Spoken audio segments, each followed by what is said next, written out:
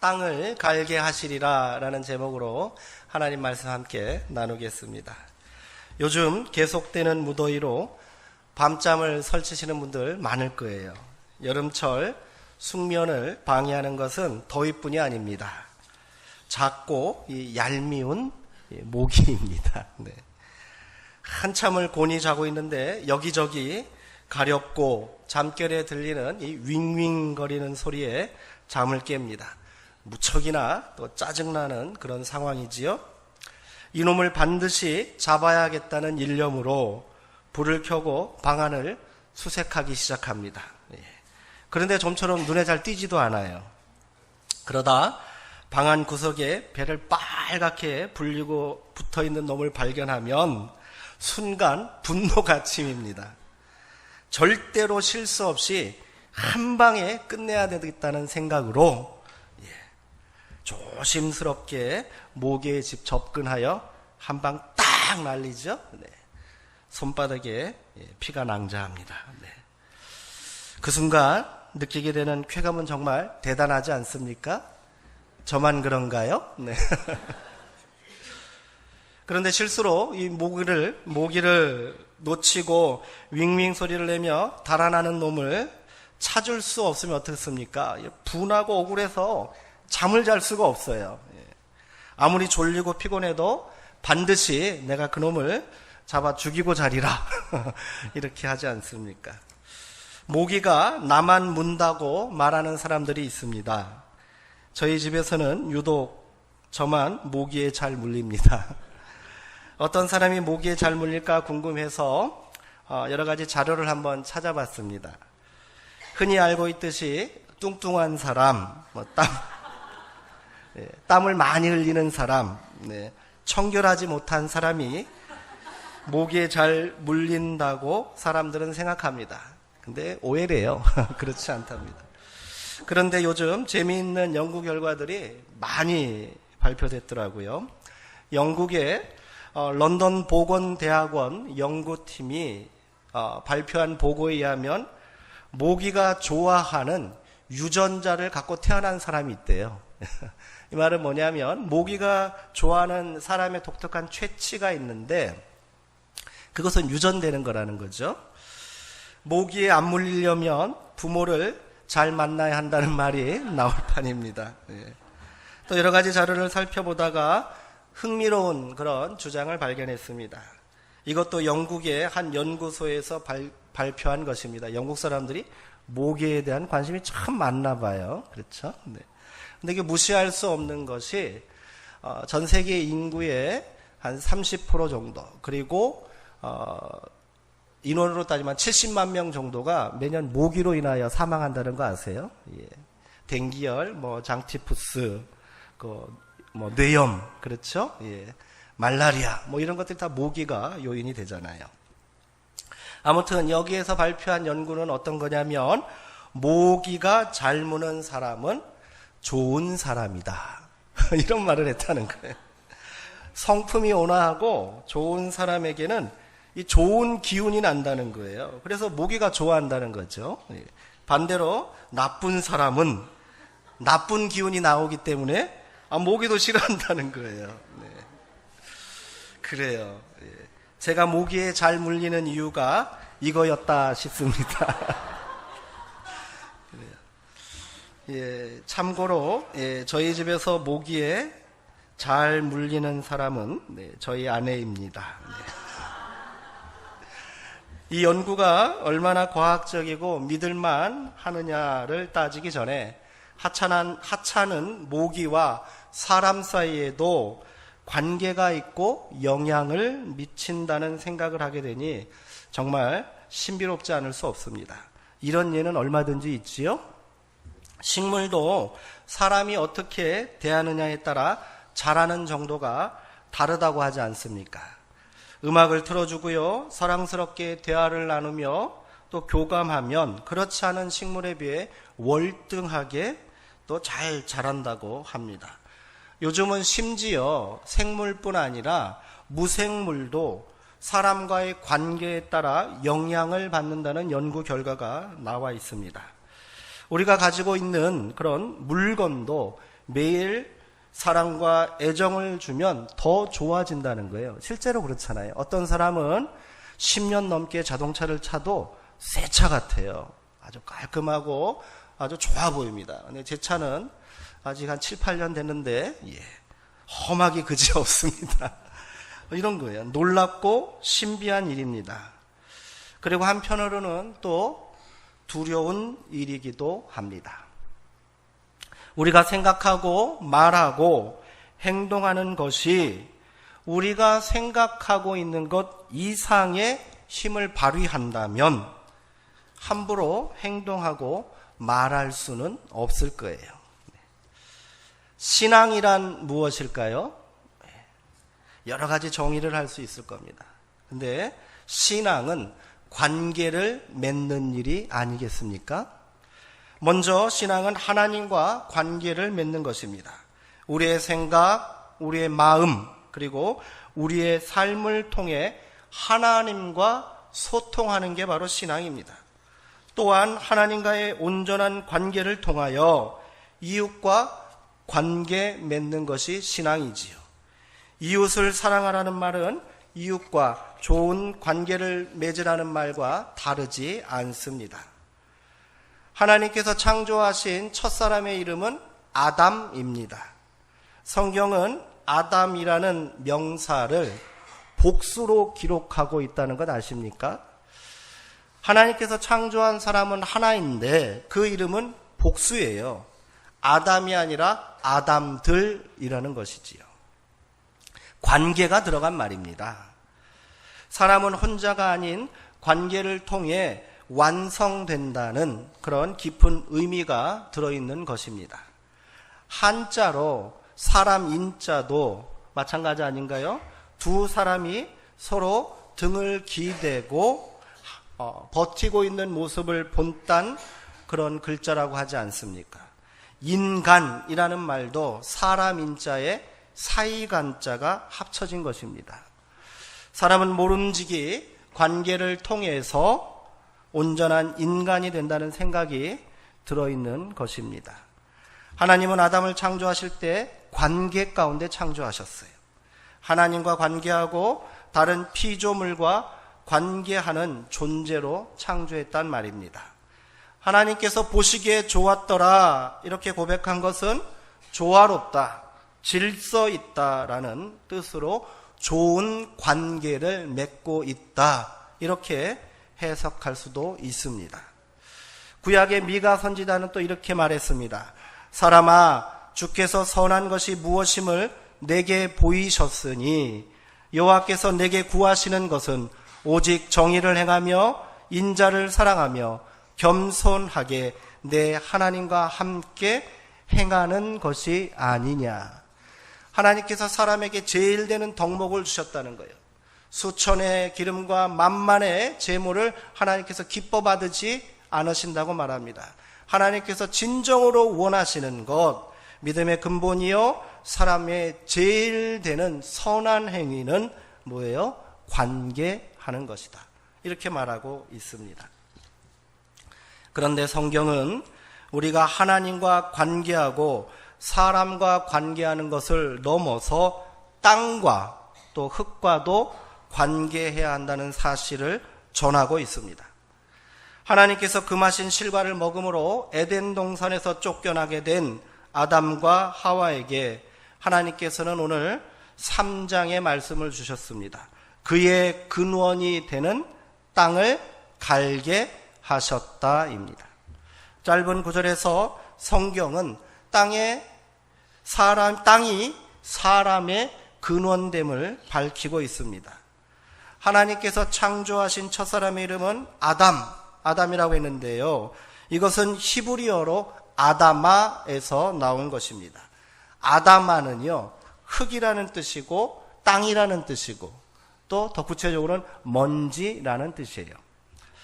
3장 23절의 본문을 그래서 직역하면 아다마에서 아담이 나왔으니 아다마를 갈게 하셨다. 이렇게 해석할 수 있단 말이죠. 아담과 땅, 아다마의 관계를 잘 보여주는 구절입니다. 그렇다면 아담과 아담과의 관계가 이처럼 근원적인 관계라면 어떻게 해야 합니까? 하나님께서는 아담아를 어떻게 하라고 말하셨다고요? 갈게 하셨다고 말합니다. 여기서 간다라는 말의 히브리어로 이것을 아바드라고 합니다. 아담은 아담아를 아바드 해야 합니다. 좀 어렵죠? 그래요. 이것이 하나님께서 사람과 땅 사이에 맺어주신 관계란 말이지요. 여기서 중요한 것은 간다라는 의미를 가지고 있는 아바다, 이것을 어떻게 해석하느냐 하는 것입니다. 이 아바다라는 말을 갈다, 경작하다는 그런 뜻을 가지고 있고, 또한 돌보다, 섬기다라는 뜻도 함께 가지고 있다는 것을 기억해야 합니다. 이 말을 우리는 경작하다, 노동한다라는 의미로 읽고 있습니다. 그렇게 읽다 보니 땅을 가는 땅을 가는 노동을 아담의 타락에 대한 하나님의 징벌로까지 이해하고 있습니다. 사람이 땅을 가는 힘든 노동을 하고 고생을 하는 이유가 아담이 하나님께 죄를 지었기 때문이라고 생각하는 것이지요.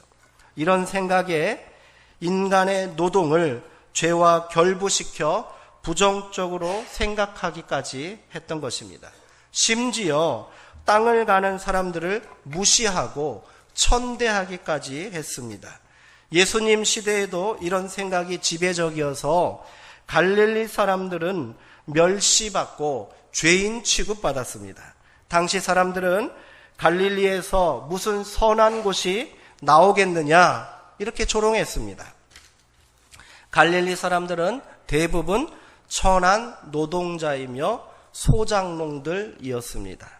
노동을 무시하고 경시하는 태도가 그때도 있었던 것이지요. 이렇게 땅을 가는 사람들을 폄하하고 또 정죄한 자들은 누구겠습니까? 땅을 갈지 않고 노는 사람들 아니겠습니까? 땀 흘려 노동하지 않아도 먹고 살 만한 그런 귀족 또 권력자들, 지주들입니다. 이런 생각은 여전히 오늘 우리가 살고 있는 시대에도 통용되고 있는 듯하여 조금 씁쓸하기만 합니다. 이런 논리라면 하나님께서 하와에게 말씀하신 해산의 수고와 고통도 저주가 됩니다. 이것이 어떻게 저주입니까? 사실 에덴 동산에서 인간이 범죄 이후 저주받은 대상은 누구이지요? 하와를 유혹한 뱀뿐입니다. 하나님께서 뱀을 저주하사 평생토록 흙을 먹고 배로 기어다니게 하셨다. 성경은 그렇게 기록하고 있어요. 창세기에 등장하는 이 뱀은 단순한 파충류가 아닙니다. 그것은 하나님과 인간과의 관계를 파괴하는 악한 영적 존재인 것이에요. 요한계시록에는 무저갱에 결박된 용이 있는데 그 용을 가리켜 옛뱀이요 마귀요 사탄이다 이렇게 말합니다. 여기서 옛뱀은 에덴 동산의 그 뱀을 말하는 거예요. 그러므로 에덴 동산의 뱀은 사탄으로 이해해도 무방한 것입니다. 어찌되었던 하나님께서는 하나님의 명령을 거역한 인간을 저주하지 않으셨습니다. 그들을 에덴 동산에서 추방하셨지만 계속해서 생명을 이어가고 땅에서 생존하여 살아갈 수 있도록 해산과 노동을 명령하신 것입니다. 이는 하나님의 또 다른 사랑이며 은혜로 이해해야 한다는 것입니다.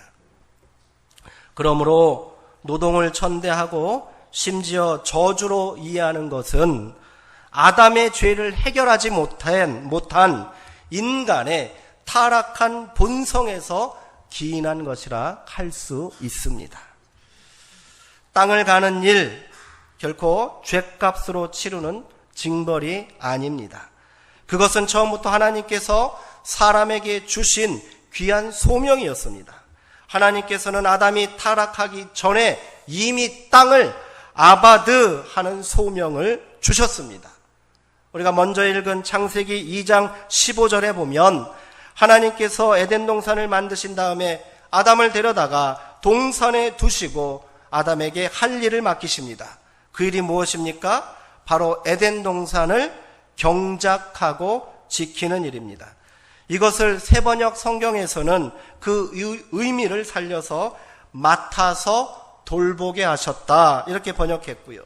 예전 우리들이 사용하던 개역 한글에서는 다스리고 지키게 하셨다 이렇게 번역했습니다. 여기서 지키다, 돌보다, 다스리라는 말로 번역된 말이 앞서 언급한 3장 23절의 아바드인 거예요. 경작하다, 갈다, 같은 의미란 말이지요.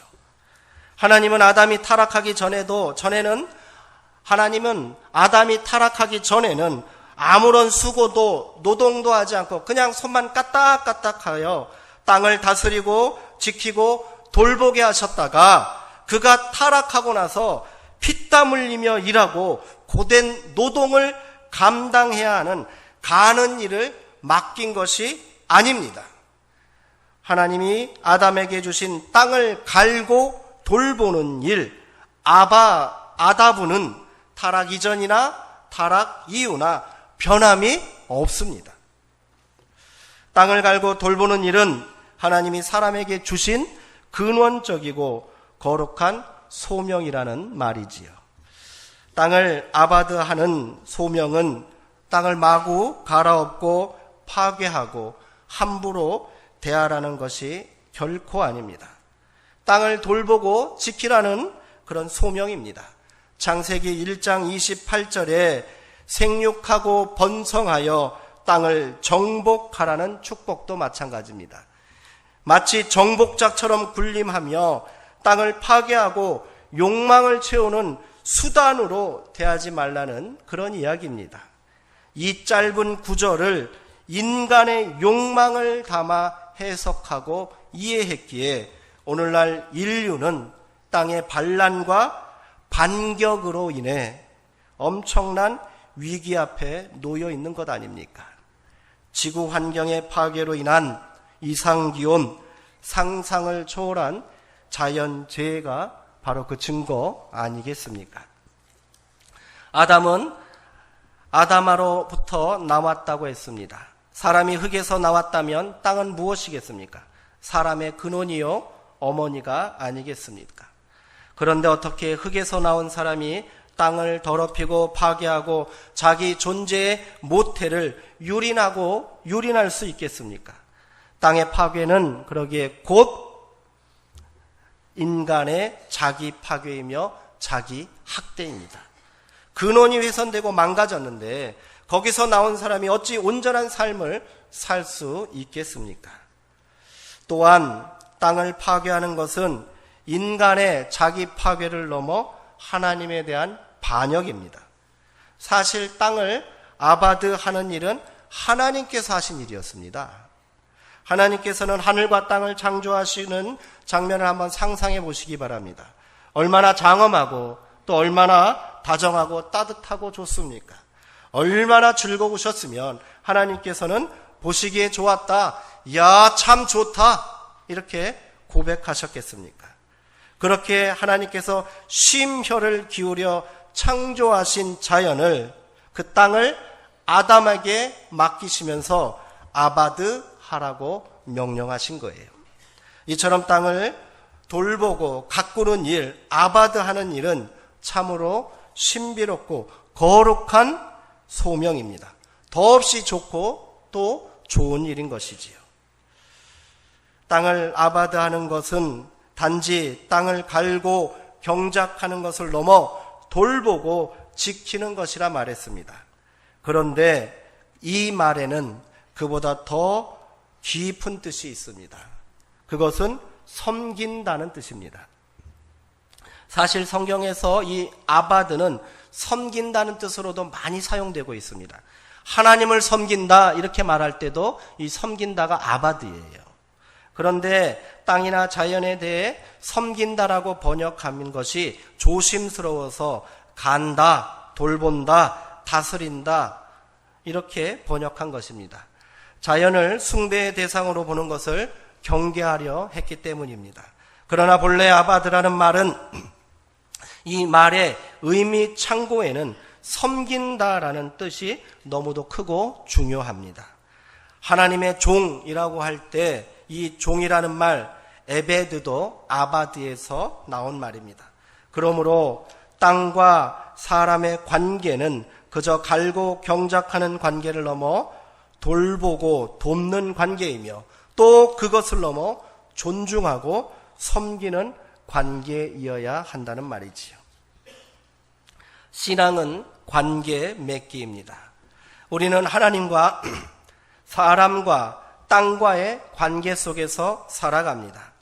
하나님과 이웃과 땅을 아바드하는 것이 신앙인의 소명인 것이지요. 우리는 하나님을 섬기고 또 이웃을 섬기고 땅을 돌보고 섬기며 살아야만 합니다. 이러한 의미에서 죄란 무엇일까요? 죄는 이러한 관계가 깨어진 것을 의미합니다. 섬겨야 할 대상을 외면하고 굴복시키고 파괴하여 자신의 욕망을 채우는 수단으로 여기고 있으면서 어찌 보기에 좋다 말할 수 있겠습니까? 그 결과 서로 적대시하고요, 대결하는 원수가 되었습니다. 관계가 깨어졌기 때문입니다. 이 깨어진 관계를 어떻게 하겠습니까? 다시 회복해야 하지 않겠습니까? 관계의 회복은 화해를 통해 이루어집니다. 성경은 이 화해를 바로 구원의 본질이라고 말합니다. 바울은 이 화해의 길을 우리에게 보여줍니다. 그리스도의 십자가를 통한 화해입니다. 오늘 읽은 골로새서 본문을 새번역 성경으로 한번 다시 읽어드리겠습니다. 한번 들어보시기 바랍니다.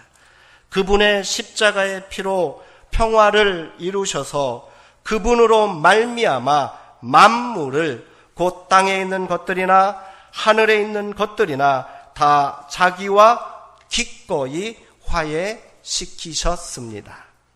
바울은 에베소서 2장 16절에서 그리스도가 유대인과 이방인들 사이에 원수된 것을 십자가로 소멸하시어 하나가 되게 하시고 서로 화해하게 하심으로 하나님과 화해를 이루었다고 말합니다. 그런데 오늘 골로새서에서는 이 십자가를 통한 화해가 사람과 사람 사이의 화해, 사람과 하나님 사이의 화해로 끝나는 것이 아니라 땅에 있는 것들과 하늘에 있는 것들, 즉 만물에 화해하는 구원의 대역사로 이루어졌다고 증언하고 있다는 겁니다.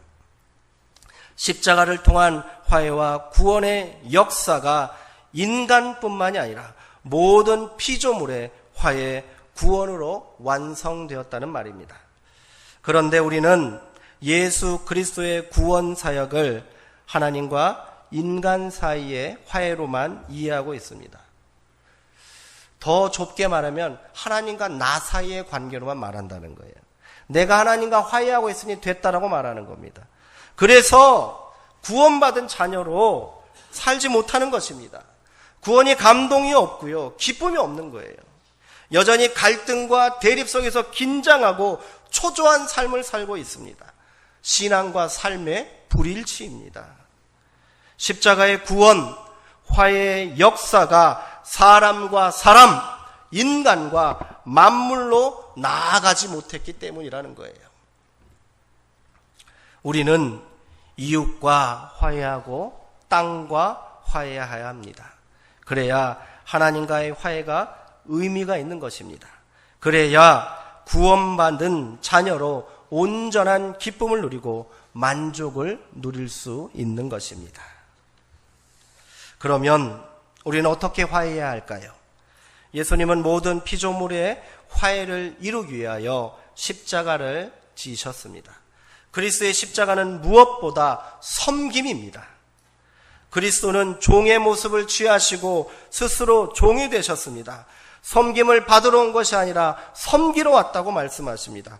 자기 목숨을 다 내어주고 십자가의 피로 섬기셨습니다. 그렇게 섬김으로 하나님과 사람과 만물이 땅이 화해하게 하셨습니다. 그리스도의 섬김이 바로 아바드의 실현인 것이죠. 하나님께서 사람을 지으시고 에덴을 아바드 하라 하셨고 땅을 아바드 하라 하셨던 것이 바로 이 소명 섬김인 줄 믿습니다. 아바드 하라는 말은 파괴하고 정복하고 더럽히고 굴복시키라는 말이 아닙니다. 돌보고 지키고 섬기라는 뜻이지요. 하나님을 섬기듯 사람을 섬기고 땅을 섬겨야 합니다. 그럴 때 타인도 나를 아바드하고 땅도 우리를 아바드할 줄 믿습니다. 하나님의 자녀된 우리는 섬김을 통해 온전한 화해의 역사를 이루어야 합니다. 이 화해의 역사는 예수 그리스도의 십자가를 통해 이미 완성되고 성취된 줄 믿습니다. 우리는 이 위대하고 장엄한 역사에 어떻게 하면 됩니까? 참여하면 되는 거예요. 그 가운데 서 있으면 되는 겁니다.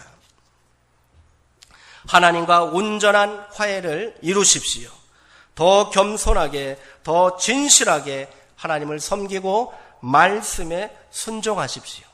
예배는 하나님과 화해하는 축제의 자리이며 감격의 현장이 되어야 합니다. 예배를 귀히 여기시고 기쁨으로 참여하십시오. 더 나아가 일상의 삶의 자리가 영적 예배의 자리가 되도록 힘쓰고 노력하시기 바랍니다. 이웃과 화해를 이루십시오. 많은 사람들이 아파하고 소망 없이 살아가고 있습니다.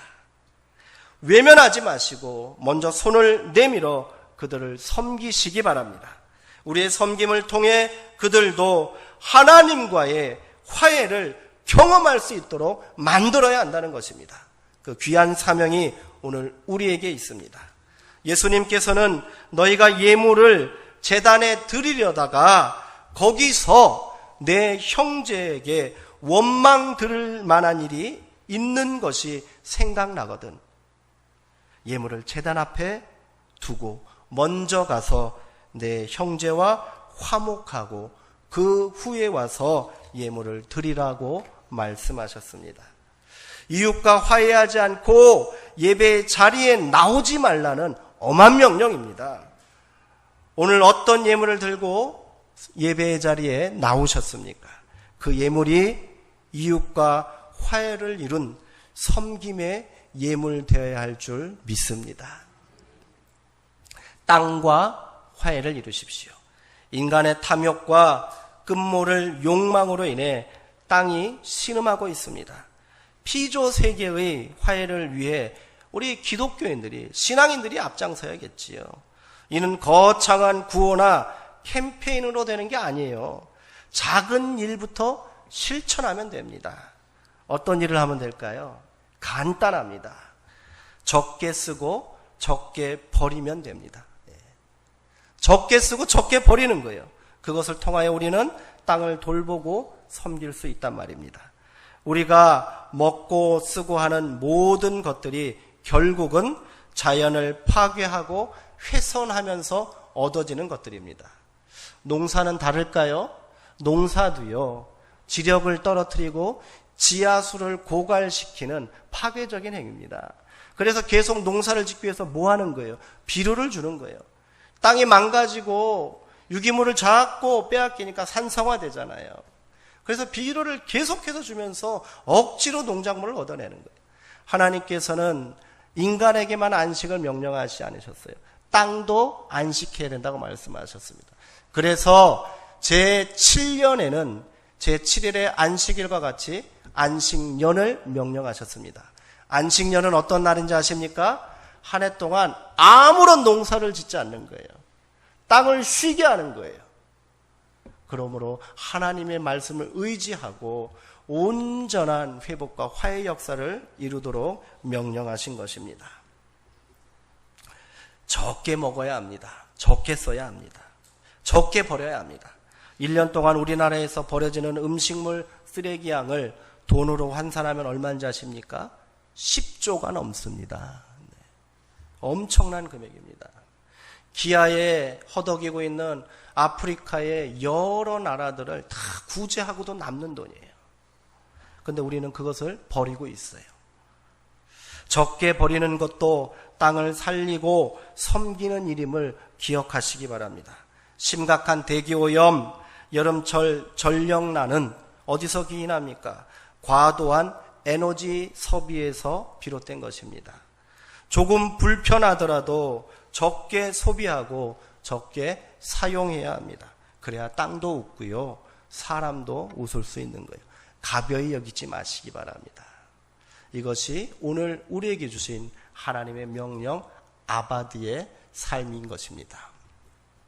거룩한 주일, 우리를 화해의 자리로 초대하신 하나님의 은혜에 감사드리며 성도님들 모두가 온전한 화해의 역사를 이루시는 하나님의 자녀 되기를 주님의 이름으로 축원합니다. 기도하겠습니다.